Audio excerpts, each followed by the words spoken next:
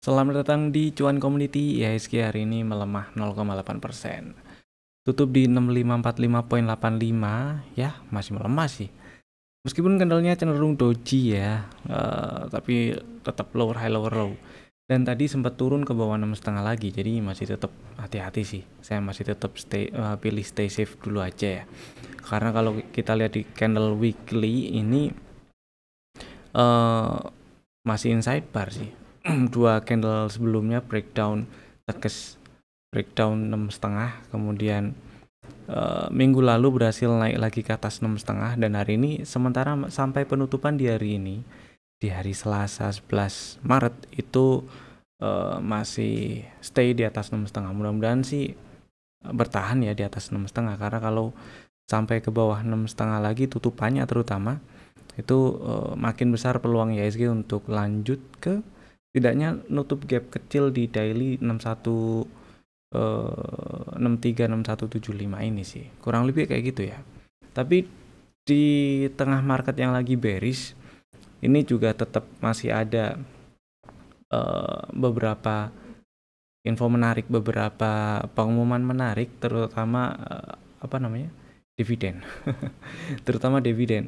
Dan yang mau bagi dividen besok itu RPS juga, itu di saham-saham banking ya. Jadi ceritanya saham-saham big cap, tanda kutip big cap, itu mau bagi dividen. Big cap di sektor perbankan mau bagi dividen. Dividennya terhitung lumayan di tengah market yang lagi bearish kayak gini, dan harga saham-saham perbankan yang sudah terkoreksi cukup lumayan. Sebelum saya bahas lebih lanjut, saya mau kasih info dulu ya. Kalau tanggal 15 Maret 2025 kami mengadakan pre-class workshop SMC Vibo Cuan. Jadi ceritanya kami akan adakan lagi workshop SMC dan Vibo Cuan di bulan April setelah Lebaran, dan pre-classnya itu kami adakan tanggal 15 Maret 2025 besok, hari Sabtu. Pre-class yang kedua. Gitu ya. Daftar aja, pre-classnya gratis. Link pendaftaran ada di deskripsi di bawah. Atau kalau nonton pakai PC atau pakai TV, scan aja barcode yang ada di mana nih, situ ya. Gitu ya. Sekarang lanjut.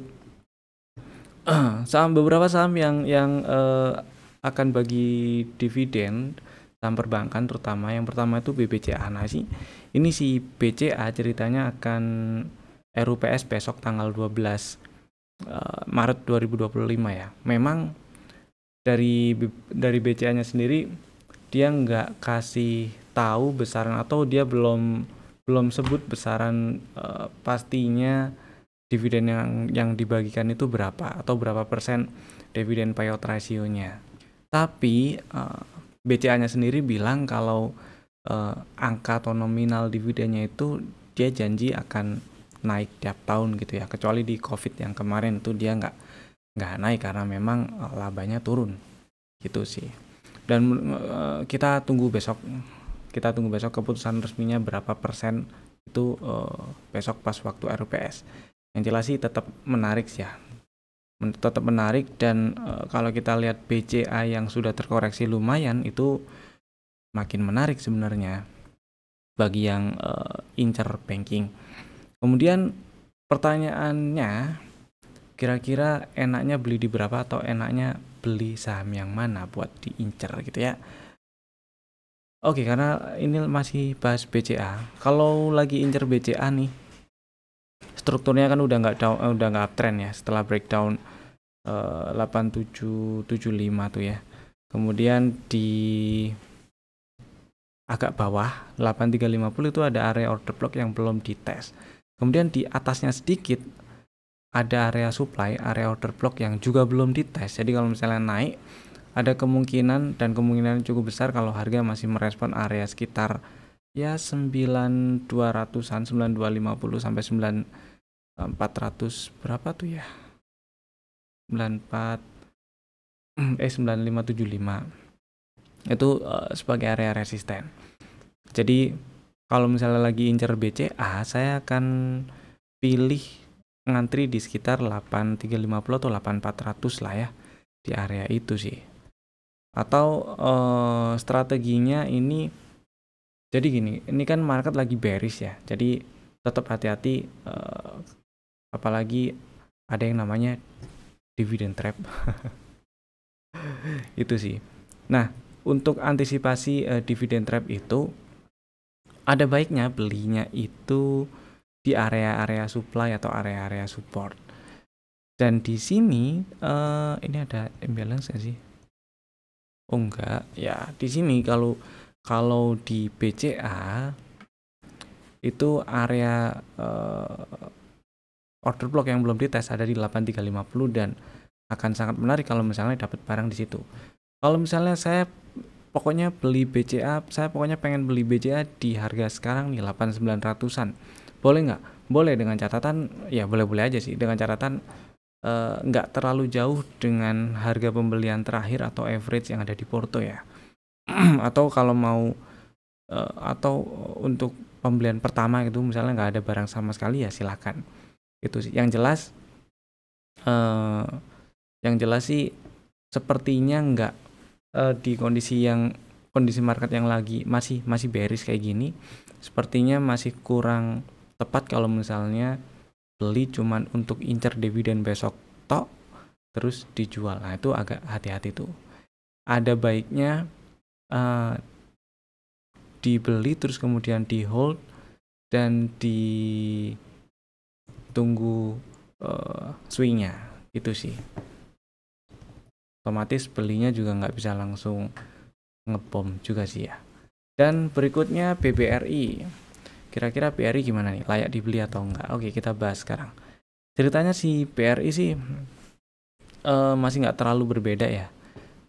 Kemudian kalau kita lihat dari sisi teknikal itu di sini sih ada setup. Di sini ada setupnya itu di 384.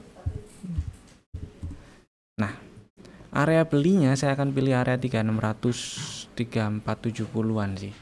Itu kalau misalnya pengen beli bank rakyat atau setidaknya 3730 3740 lah, karena di situ level pullbacknya di situ nih. Hari ini hijau setelah ngetes atau ngambil area pullbacknya. Dan di atasnya dikit itu ada area supply, area order block juga di sekitar 4000 berapa ya? 4100 4180 4180 itu sih. Nah, kalau si bank rakyat ini di bulan Januari kemarin dia sempat sebut kalau kira-kira paling nggak akan bagikan sekitar 85% dari labanya. Nah, kalau kita lihat di laporan keuangannya itu kan IPS-nya, laba per sahamnya itu 399 tuh. Ya kan? 399. Terus dikalikan 85% lah, 0,85. Ada sekitar 339,15, 339 gitu ya. Terus kalau misal beli di 3790 itu masih ada yield sekitar 8,9 sampai 9% lah. Nah, jangan lupa dikurangin dividen interim yang kemarin dibagiin ya. Dividen interimnya sih berapa ya? Saya lupa, bentar.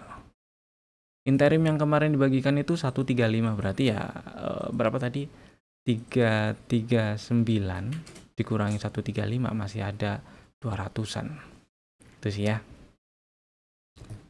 Dan angka total plus interim 9% itu masih cukup menarik sih.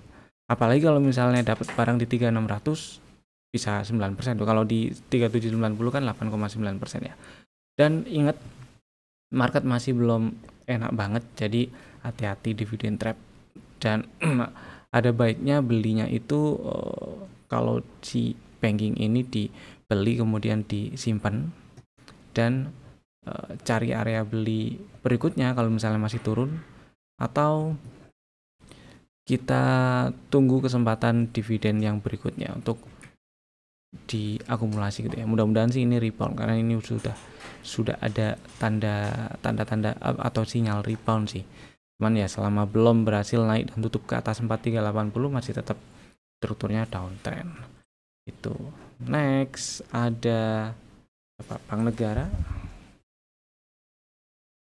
Kalau Bank Negara, Bank Mandiri itu sebenarnya nggak disebut sih, tapi kira-kira sih ya sekitar 6-7%an yieldnya. Nah kalau misalnya kita lihat Bank Negara ini strukturnya juga downtrend, high value di 4880, berarti selama belum naik dan tutup di atas 4880 ya masih belum berubah strukturnya, masih downtrend. Dan di sini bisa dibilang ini ada setup, ini ada dominant break. Kalau misalnya minat pengen incer BBNI dan misal saya ada posisi di situ lagi incer BBNI, saya akan pilih area 4240 paling enggak ya, 4240 untuk jadi area beli. Itu sih. Jadi pilih ngantri di sini. Mudah-mudahan dikasih lah. Atau setidaknya 4360, 4370. Nah, hari ini sih dapat ya kalau 4370, 4360. Ya, buat yang masih mau ngantri 4240 ya silahkan, nggak ada masalah. Sedangkan Bank Mandiri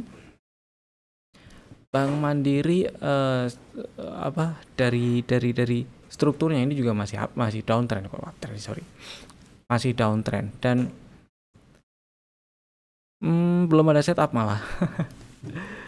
Saya masih cenderung tunggu setup kebentuk atau paling enggak belinya di area hijau ini aja ya, 45 berapa tuh, 4600, di bawah 4600 dikit atau 4600 oke lah.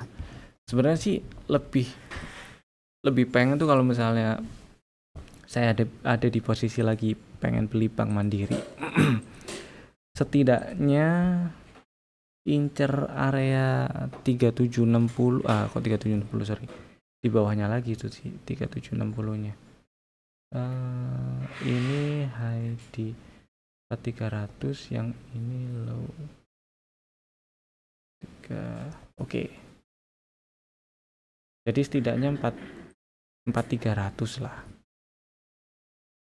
Gitu.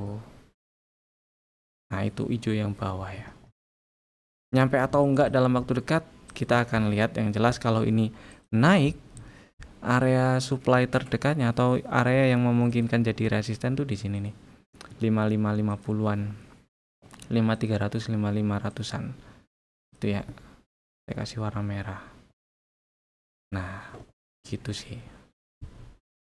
Jadi kalau misalnya disuruh pilih enaknya bank yang mana, paling saya akan pilih Bank Rakyat, terus kemudian Bank kalau 3 ya BCA, Bank Rakyat, Bank Negara.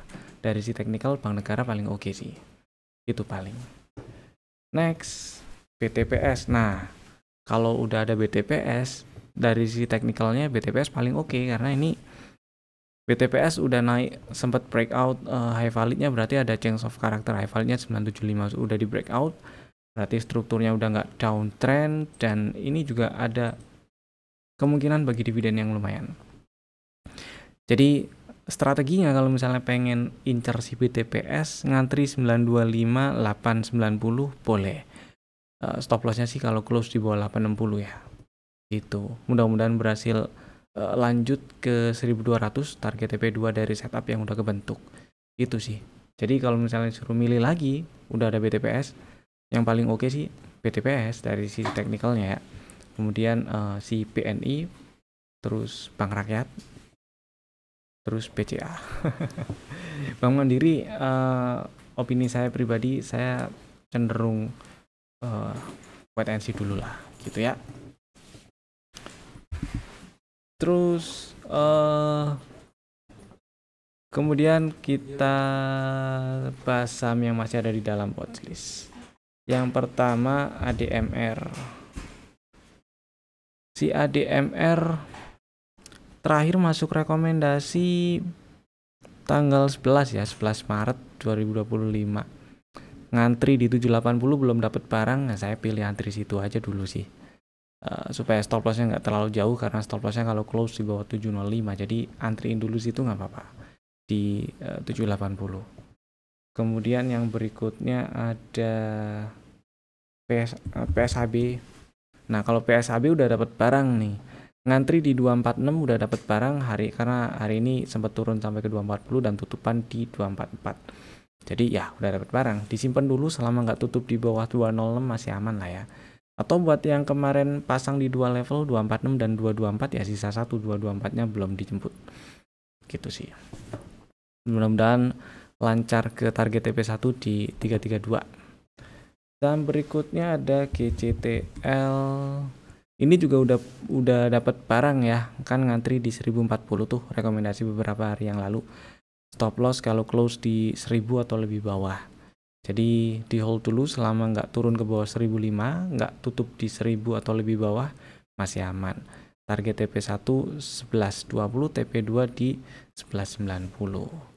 Kemudian berikutnya ada Jasa Marga. Ini belum dapat barang karena strategi beberapa waktu yang lalu adalah ngantri beli di 3690. Hari ini cuman atau baru turun sampai ke 3750, close-nya 3760. Jadi ya di hold dulu aja lah ya. Kok di hold sih? Tetap antri maksudnya. Saya masih pilih ngantri 3690 lah supaya nggak terlalu gede stop loss-nya, karena stop loss-nya kan di bawah 3560. Dan berikutnya ada Cepin yang hari ini merah lagi, kemarin menguat tutup di berapa? 4520. Hari ini tutup 4310, melemah 4,6%. Tapi nggak apa-apa, masih aman disimpan selama nggak turun dan tutup di bawah 4170. Ini masih aman. Dan buat yang belum punya barang, minat beli Cepin, silahkan boleh beli sih. Langsung beli di 310 juga boleh. Stop loss-nya tetap sama kalau turun dan tutup di bawah 4170 dan target TP1 5175. 5150, 5175 itu ya. Berikutnya Pewon. Si Pewon hari ini lower high lower low. Kalau kemarin sempat dibahas boleh exit sebagian dulu atau pasang elite sell di 400. Nah, hari ini udah kejual tuh buat yang pasang elite sell atau trailing stop di 400. Nggak apa-apa sih. Mau sebagian atau semuanya ya masih tetap nggak apa-apa. Nothing tulus. Maksudnya karena kemarin tuh kan beli paling nggak punya barang di 386 ya. Jual di 400 juga masih oke lah. Dan buat yang masih punya barang dan masih mau hold, masih aman simpen selama nggak tutup di bawah 368. Yang mau buyback itu area belinya masih sama 386 dan 376. Jadi di dua level itu ya. Stop lossnya sama-sama kalau close di bawah 368. Mudah-mudahan sih bisa cepetan membal ke target TP2 di 450-an ya. 456, 458 itu. Nah itu. Kemudian lanjut kita bahas saham yang di request di kolom komen. Ada dua saham sebenarnya yang di request. Tapi salah satunya kebetulan masuk ke rekomendasi besok. Jadi saya bahas satu dulu, yaitu AMRT. Nah, si AMRT kalau kita lihat gampang-gampangan gini deh. Ini ada area support di berapa? 2330 tuh di breakdown. Kalau strukturnya dia jelas udah nggak uptrend sih. Dia jelas udah nggak uptrend. Low valid di 2330 ini di breakdown. Sekilas kelihatan ini low valid di breakdown ya udah nggak uptrend.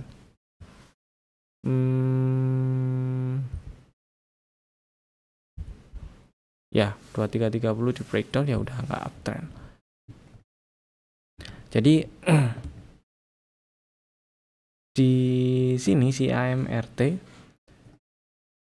pertama strukturnya udah nggak uptrend, yang kedua dia ini sebenarnya mantul bisa dibilang di area order block sih. Oke, area order blocknya agak lebar ya. Ini outside bar, jadi ini juga order block itu ya.